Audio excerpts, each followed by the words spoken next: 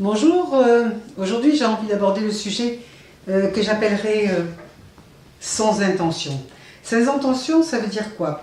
Ça veut dire que la plupart du temps, en fait, dans toute situation, nous avons des attentes. Nous avons des désirs sur l'autre. Nous avons des projections. Et du coup, en fait, ce qui se passe, c'est que si j'ai une intention vers l'autre, donc avec cette définition-là, qu'est-ce qui va se produire? Déjà, j'induis quelque chose dans la relation, donc est-ce que c'est juste? Pas forcément. Et là, finalement, je mets en avant beaucoup de relations. La relation de couple, par exemple, où elle est vraiment très nourrie de ce genre de choses. Il y a la relation, bien sûr, avec les enfants, hein, toutes les projections qu'on a sur les gamins, parce que on veut qu'ils soient heureux, on veut qu'ils réussissent, on veut, mais que veulent-ils, eux? En fait, c'est là la question.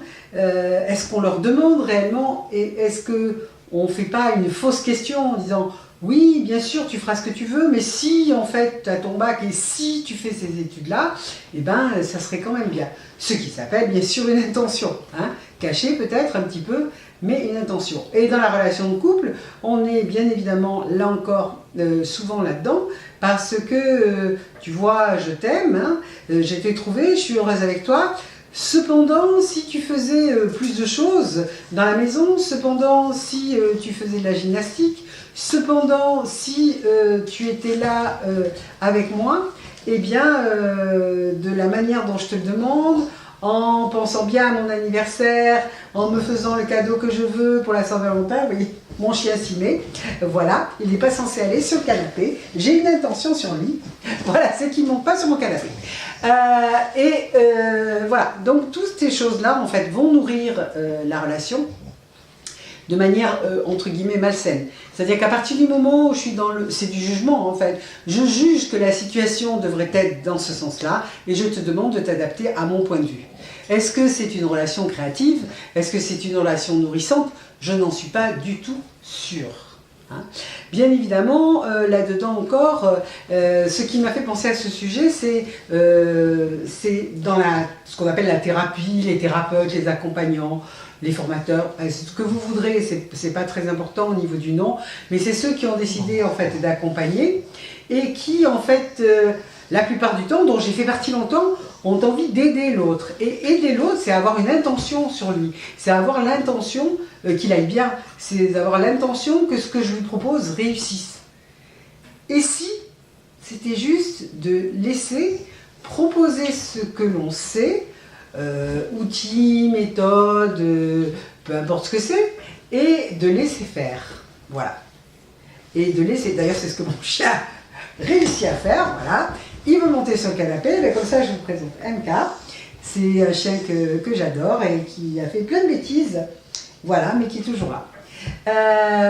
Et du coup, voilà. L'intention, c'est vraiment quelque chose de très important.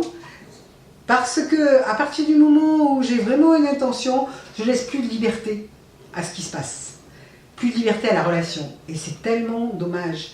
Et même dans les accompagnements, je trouve que c'est très important parce que finalement, si l'autre trouve ses solutions, et c'est ce qui est le plus important, c'est qu'il les trouve lui, qu'il les découvre. Même si vous pensiez que... Mais il faut que les gens s'approprient ce qu'ils font. S'ils ne s'approprient pas ce qu'ils font, on est dans la déresponsabilisation. Si on est dans la déresponsabilisation, je pense qu'on a faux. Enfin, moi, de mon point de vue à moi, c'est clair. Je suis pour l'autonomie et la liberté. Donc à partir du moment où on fait une proposition comme ça, en triangle, qui va m'amener vers un but, et le but de l'autre n'est pas le mien, ça n'est pas juste. Voilà.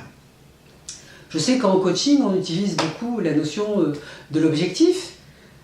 Et après, est-ce que c'est le plus important, c'est qu'on réussisse l'objectif, ou est-ce que le plus important, c'est qu'on prenne conscience de qui on est et comment on fonctionne? Moi, je crois que vraiment, ça, c'est fondamental. Qui je suis et comment je fonctionne. Et qu'est-ce que j'ai envie de faire avec moi-même? Parce qu'après tout, c'est ma propre vie. Et je tente d'en faire ce que je veux. En tous les cas, c'est ce qui me semble le plus simple. Donc voilà, j'espère que ça vous a interpellé ou que vous le saviez déjà. Mais des fois, de réentendre les choses, c'est sympa aussi. Voilà, je vous dis à bientôt. Merci beaucoup, merci de m'avoir écouté. Et puis, je vous embrasse.